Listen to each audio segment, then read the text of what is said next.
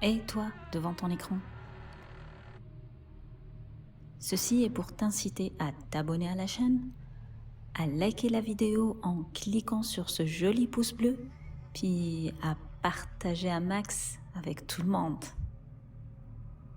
Bonjour à toutes et à tous, j'espère que vous avez passé un excellent week-end et que vous êtes bien installés pour l'épisode d'aujourd'hui. Lors du vote de la semaine dernière, vous avez été une majorité à vouloir connaître l'histoire de la forêt d'Ibadan. Et je dois dire que c'est un excellent choix. Comme cette histoire est en lien étroit avec la magie noire, j'ai un petit peu orienté tout cet épisode dans ce sens. Donc au menu aujourd'hui, je vais vous parler de la magie noire à travers le monde. Pas le monde entier parce que j'ai pas le temps, mais j'ai sélectionné quelques pays comme ça, des bribes d'histoire. Ensuite, je vais vous raconter l'histoire de la forêt d'Ibadan et je terminerai avec 2 threads de personnes qui se pensent être victimes de magie noire. Honnêtement, au départ, ça devait être 3 threads, mais je pouvais pas les raconter tous les 3, donc le 3e thread, ça va être, je vais le réserver pour le prochain épisode du coup. Donc rien n'est perdu. Et vous allez voir en fait que les 2 threads d'aujourd'hui sont vraiment particuliers dans leur structure. En fait, j'ai rarement, voire jamais raconté des threads dans ce sens-là ou avec cette structure-là. Donc pour résumer, ce soir, nous allons naviguer entre des histoires gore et aux limites du paranormal. C'est pourquoi je vous demanderai absolument d'avoir un esprit ouvert, critique aussi, avec le respect, et surtout âme sensible s'abstenir. Mais pour le moment, générique.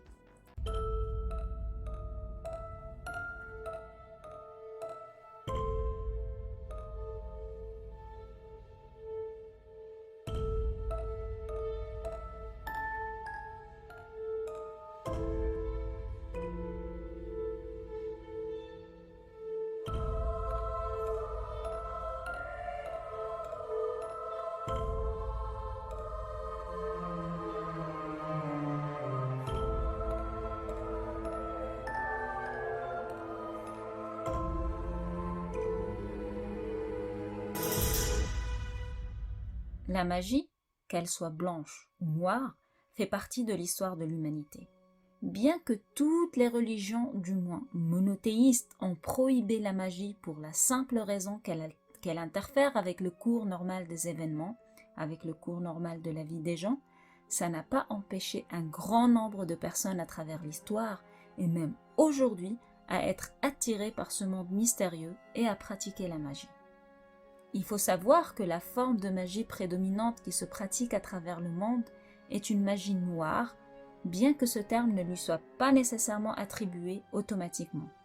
Le but et les méthodes utilisées révèlent à eux seuls la noirceur de cette pratique. Ce que je veux dire, c'est que du moment où on utilise un pouvoir, une force pour nuire aux autres ou pour changer leur vie à leur insu, le but est néfaste. Donc, pour revenir à la magie noire, elle est répandue à travers le monde et même de nos jours. Je ne vais pas vous parler en détail des rituels, mais vous serez étonnés de comment les noms varient, mais l'essence et la noirceur restent les mêmes, quel que soit le pays. Par exemple, le peuple Mapuche, au Chili, croit en des sorcières maléfiques appelées Calcou. Les Calcou seraient des femmes qui prennent la forme de créatures mythiques. Elles empêcheraient les guérisseurs de bien faire leur travail. Les Calcou utiliseraient la magie noire et ont même des acolytes appelés Anshimayen, qui sont des créatures capables de réanimer les cadavres d'enfants décédés. Dans quel but? Je sais.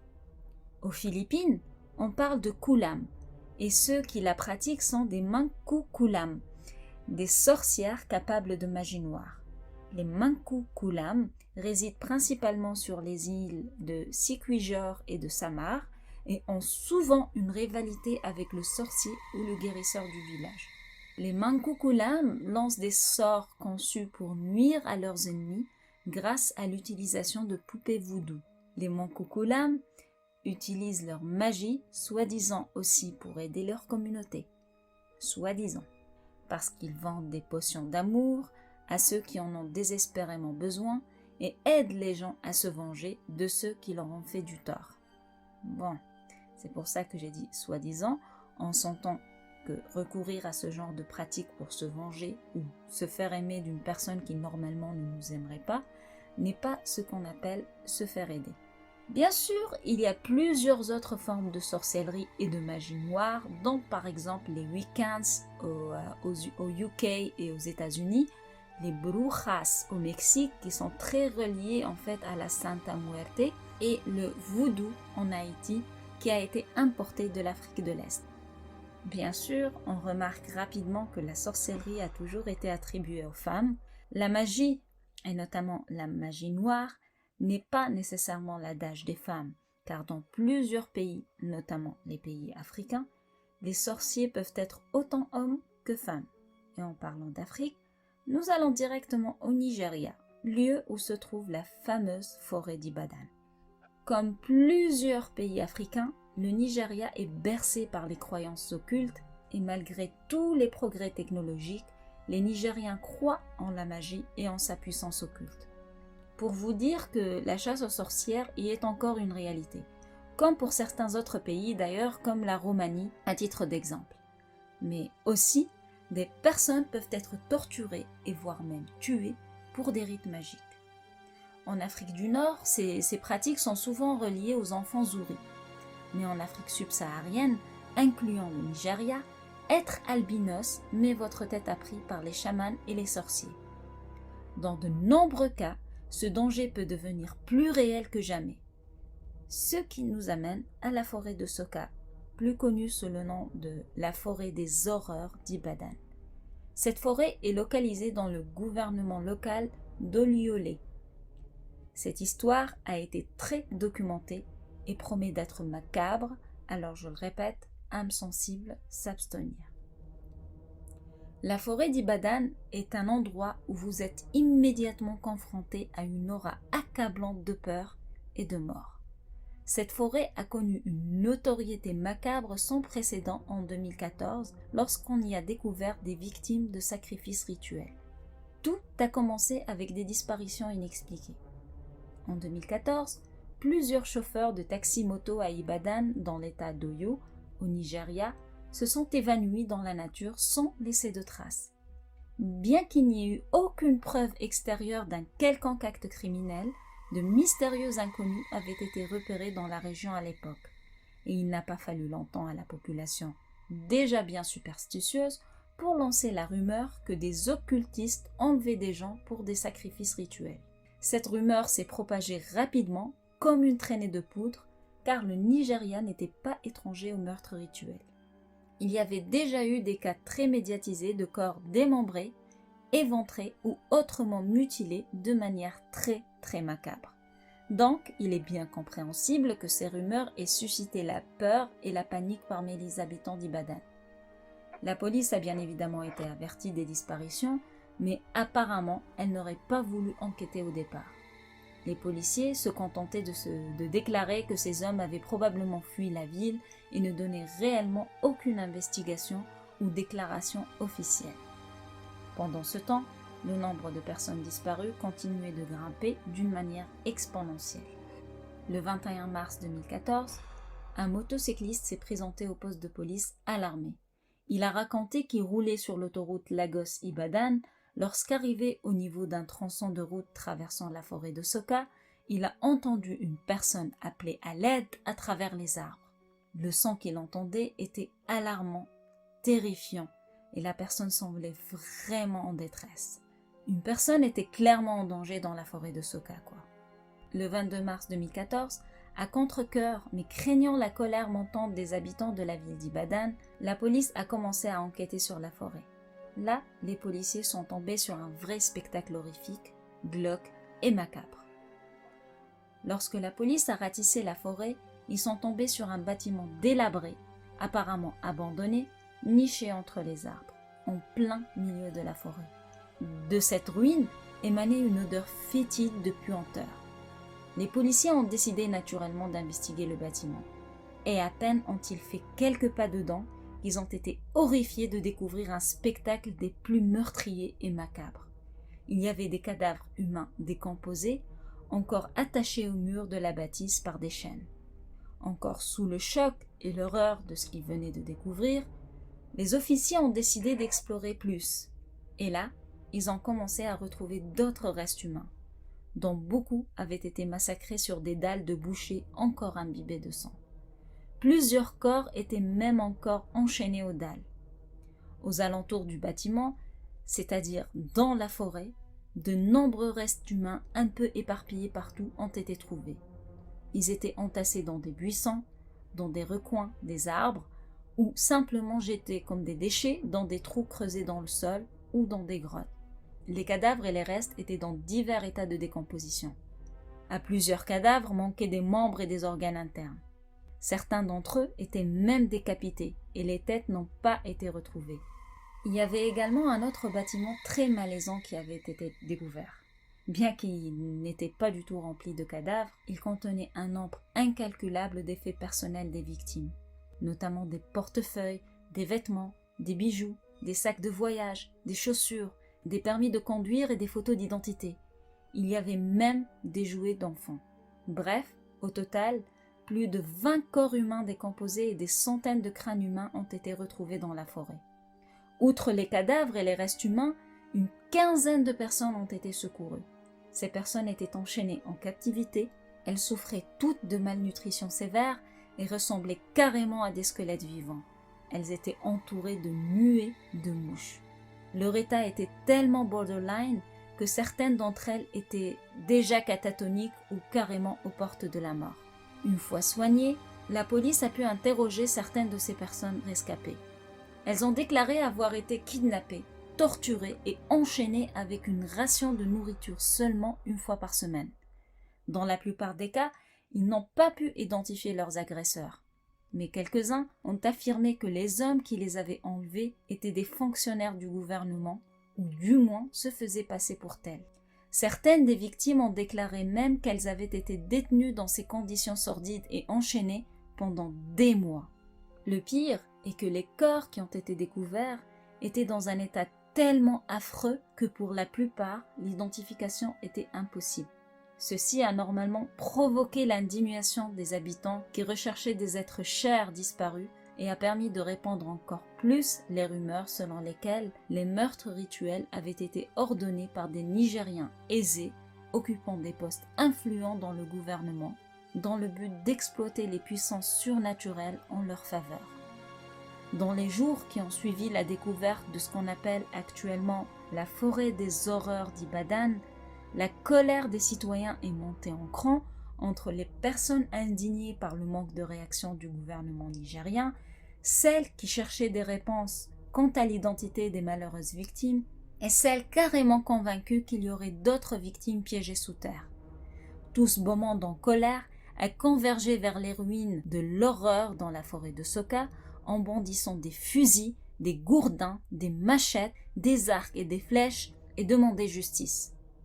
Les personnes étaient tellement déchaînées que la police a dû intervenir et les disperser au moyen de gaz lacrymo. Plus tard, plusieurs arrestations en relation avec le massacre de la forêt de Soka seront faites. Pourtant, ce massacre reste non résolu. Le fait qu'un crime aussi affreux et d'une si grande ampleur ait pu être perpétré dans un endroit vraiment proche d'une zone urbaine est vraiment bizarre. Tellement bizarre que les spéculations n'ont pas arrêté d'affluer. Les plus populaires étant que des fonctionnaires de l'État et des policiers étaient d'une manière ou d'une autre impliqués dans les meurtres rituels et le commerce d'organes et de membres humains dont souffre le Nigeria déjà. En effet, au Nigeria, les trafiquants de membres et d'organes humains ont beaucoup à gagner en répondant à la demande que suscitent divers rituels de magie noire, de sorts et de potions. Bien que la forêt des horreurs d'Ibadan soit un cas extrême, de tels meurtres rituels ne sont pas si rares que ça. Dans de nombreuses zones rurales, la croyance en la magie est encore très forte et de nombreuses personnes dans le besoin se lancent dans ce commerce macabre pour subvenir aux besoins de leur famille. Ils se transforment en meurtriers au service de divers chamans et herboristes qui les convainquent qu'ils sont en gré de forces magiques qu'ils sont incapables de comprendre. Un de ces jeunes hommes, se faisant appeler Shodipe, a travaillé pendant un moment pour un chaman nommé Adedokun. Il tuait et collectait des membres et des organes pour de l'argent et de la nourriture. Et voilà ce qu'il a rapporté.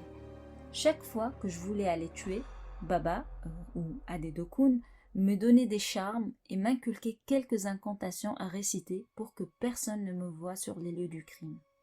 Je frappais ma victime avec une pelle et récitais l'incantation dès que je voyais du sang sortir de son corps.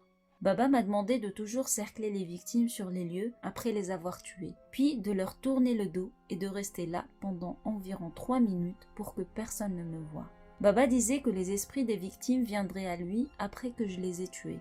Baba ne me révélait pas la raison des meurtres, mais il m'achetait de la nourriture et me donnait 500 Nera après chaque meurtre que j'effectuais pour lui. Nera, c'est la monnaie nigérienne. Pour revenir à la forêt d'Ibadan maintenant, les réponses quant à ce qui s'est exactement passé dans cette parcelle de nature sauvage restent floues. On ne sait pas exactement qui a kidnappé 6 personnes, ni pourquoi. Et jusqu'à aujourd'hui, personne n'a été officiellement accusé de quoi que ce soit. Dans un pays où les meurtres rituels sont monnaie courante, il semblerait que c'est la piste la plus probable, bien que rien ne soit réellement sûr et avéré.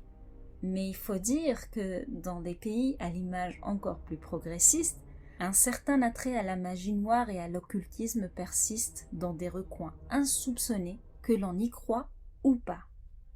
Ce qui nous emmène à notre aide du jour.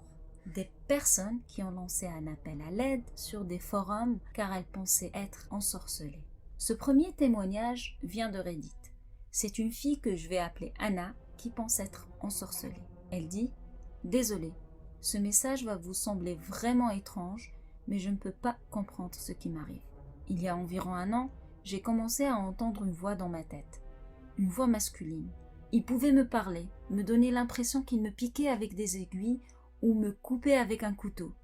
La nourriture a ensuite commencé à goûter comme de la merde et l'eau comme de la pisse. Il pouvait totalement contrôler tout ce que je pouvais imaginer. Donc, pour moi, à ce stade, ça ressemblait à de la magie noire, ok? Mais ensuite, les choses ont commencé à devenir plus bizarres et flippantes. Il m'a dit qu'il m'avait harcelé toute ma vie. J'ai commencé à réaliser que j'avais dans mon passé eu des moments vraiment bizarres. Comme à un moment de ma vie, j'avais tous les jours des maux de tête qui se terminaient toujours à midi. Pas une minute de plus, pas une minute de moins. J'avais beaucoup de démangeaisons qui me prenaient comme ça sans aucune raison. Et ce n'avait vraiment aucun sens parce que je ne souffrais pas d'allergie. J'avais fait beaucoup de choses embarrassantes, ce qui ne me ressemblait pas du tout. C'est-à-dire que c'est comme si je les faisais mais que c'était pas moi qui les faisais. Et ainsi de suite en événements bizarres. Tous mes appareils et tous ceux de mes amis et de ma famille étaient infectés par un sort de virus informatique trop chelou qu'aucun antivirus n'a su éradiquer. Un jour, cette voix m'a dit que ce serait bien si ma mère faisait des pancakes. Et ni une ni deux, ma mère m'appelle pour que je vienne manger, devinez quoi, des pancakes. Le lendemain, il m'a dit que nous devrions avoir des bonbons. Mais j'avais besoin d'emmener une vieille dame à la pharmacie, alors je lui ai répondu que nous n'irons pas acheter des bonbons à l'épicerie.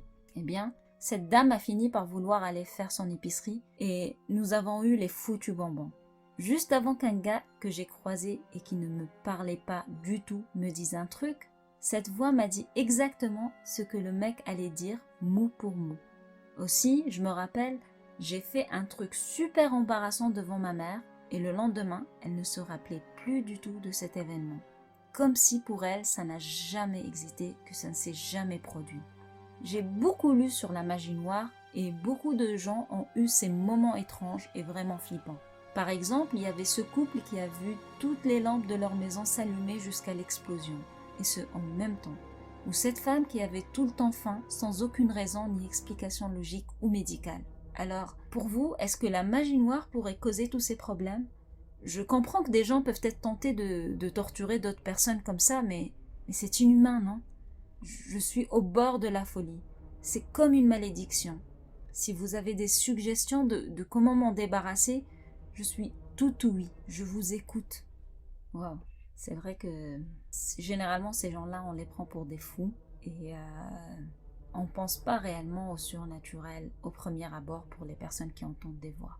Mais justement, c'est ce qui m'amène au second témoignage qui vient d'un autre forum que Reddit et qui a été écrit récemment, mais vraiment très récent, par une fille que je vais appeler Andrea. Andrea dit « Je sais que ce que je vais écrire est lent, mais quelqu'un s'il vous plaît pourrait lire et m'aider.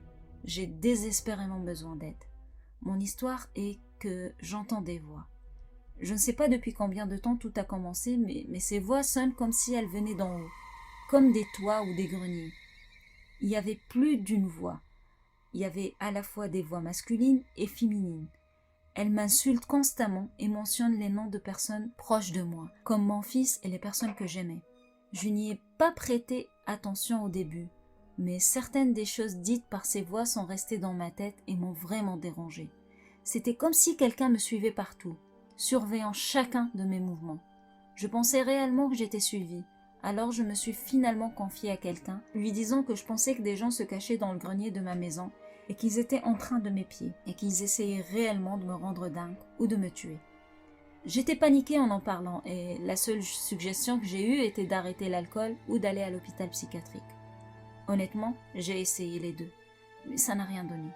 Je me suis alors demandé qui se donnerait autant de mal pour me suivre partout où je vais et perdre son temps à monter et à se cacher dans les greniers de tous les bâtiments où je suis allée. Et je ne pouvais pas imaginer que quelqu'un ferait tout ça. Au final, je ne suis ni riche ni influente d'aucune manière que ce soit. Mais j'en comprenais toujours pas les voix, et pourtant elles continuaient toujours et chaque jour à me tourmenter. Puis, j'ai remarqué que j'arrivais à les entendre alors que je ne suis dans aucun bâtiment. Ça n'était donc définitivement pas des gens cachés dans le grenier qui essayaient de me tuer. Une des voix m'a dit qu'ils étaient des personnes décédées, et une autre m'a dit qu'ils étaient des adorateurs du diable. Ces voix me harcelaient tellement que je leur criais souvent de fermer leur putain de gueule. Je me disputais avec ces voix et parfois elles me répondaient. Je suis finalement arrivée à la conclusion que ces voix ne sont pas de vrais êtres humains, mais probablement des mauvais esprits ou des sortes de démons. Et après avoir compris ça, ils ne m'ont plus atteint comme avant. Je pense que c'est à cause du fait qu'avant elles me faisaient peur car je n'arrivais pas à les identifier et que je pensais réellement que des personnes en voulaient physiquement à ma vie. Mais les esprits ne peuvent pas physiquement nuire aux humains. En tout cas, d'après ce que je sais. Je n'étais donc plus autant effrayée par eux. Cependant, je ne supporte pas d'être seule car ils m'attaquent beaucoup plus quand je suis seule. Tant que j'ai quelqu'un à proximité, je peux gérer. Aussi difficile que ça puisse être, j'arrive à les maîtriser. Mais dès que je suis seule, elles deviennent vraiment fortes et assourdissantes et elles envahissent mon esprit. C'est vraiment agaçant et horrible car je les entends constamment. J'en parle autour de moi et tout le monde me regarde comme si j'étais dingue. L'hôpital m'a même diagnostiqué comme schizophrène, mais je peux vous assurer que je ne suis pas schizo. Je sais que je suis harcelée par des sortes d'énergie sombre, par des êtres maléfiques. Au moment où je vous écris ces lignes, j'entends encore ces voix. En un sens, j'ai appris à les gérer pour pouvoir avoir un semblant de normalité dans ma vie et mes actes en société. Mais je ne veux vraiment pas avoir à vivre le reste de mes jours avec ces voix qui constamment essaient de me rabaisser et de me faire peur. Je ne sais pas comment y mettre un terme. Ils surveillent tout ce que je fais, parce que je les ai entendus dire. Ils disaient, ils ne savent pas que nous les surveillons. D'ailleurs, je viens d'entendre une voix à l'instant. Elle semblait sous le choc parce que je suis en train d'écrire cette histoire. C'est tellement bizarre et vraiment flippant. Ils peuvent voir ce que je fais et ils surveillent constamment tout ce que je fais. Je déteste ce sentiment d'être observé et ce sentiment est permanent depuis que ces voix se sont emparées de ma vie. Il faut que je vous dise qu'il m'arrive même de me disputer avec les voix et je leur disais qu'elles me causaient beaucoup de problèmes et qu'elles n'étaient pas réelles, juste des démons qui ne pouvaient pas m'atteindre. Et une voix a dit « Nous sommes réels et nous sommes des adorateurs du diable ». Une autre voix a dit qu'ils étaient en Californie et qu'ils me cherchaient. Serait-il possible que ce soit un culte d'adorateurs du diable utilisant la magie noire sur moi, me faisant tout ça, me faisant entendre leur voix, et qu'ils étaient de vrais humains? Ma vie pourrait-elle réellement être en danger s'ils me trouvent? Je n'ai vraiment personne pour en parler, et personne ne me comprend. Aidez-moi s'il vous plaît, j'ai besoin de conseils. Merci. Et voilà pour le second thread, que je trouve super flippant. Parce que, alors, est-ce qu'elle est schizo? Est-ce qu'elle entend réellement des voix? Est-ce que c'est des voix démoniaques? Est-ce que c'est des adorateurs du diable, justement, comme elle dit, qui la traque. J'ai vraiment hâte d'avoir votre avis. Puis surtout, je vous souhaite de ne pas avoir de problème de ce genre. Et je vous conseille vivement de ne pas vous essayer à ce genre de pratique de magie et d'éviter carrément le culte, car si on n'y croit pas, ben, tant mieux, mais si on n'y croit pas et qu'on tente et qu'au risque que ce soit réel, je vous le déconseille. Bref, alors, vos choix pour la semaine prochaine vont être soit 1. Le train qui a disparu en Italie avec tous ses passagers. 2. Une vraie anecdote flippante et paranormale de Fairuza Balk. Pour ceux qui ne connaissent pas, c'est l'actrice qui a joué dans le film de sorcière. Là, je vous mettrai l'affiche, j'ai oublié le nom. Ou 3. La disparition mystérieuse de Kylie Rodney, et c'est un fait divers d'actualité. Ça vient vraiment juste d'arriver et personne ne sait ce qui lui est arrivé en fait. Comme d'habitude, vous aurez le sondage quelques minutes après la fin de la vidéo. Aussi, n'oubliez pas de me raconter vos histoires flippantes. Je garde toujours le post et je le renouvelle. J'ai hâte de vous lire, de lire ce que vous avez à me raconter. Et voilà, donc juste à vous dire que le troisième thread, ça va être pour l'épisode suivant. Mais ça tombe bien parce que c'est pas du tout dans le même sens que les 2 premiers threads que je vous ai racontés. Donc vous le découvrirez à l'épisode suivant, puis vous m'en direz des nouvelles. Dites-moi ce que vous en pensez de la magie noire, de la magie, de l'ésotérisme, de l'occulte. Est-ce que vous y croyez, vous n'y croyez pas? Est-ce que vous pensez que ces gens pourraient être réellement en danger ou qu'elles devraient aller se faire soigner? J'ai vraiment hâte de lire tout ce que vous avez à me dire.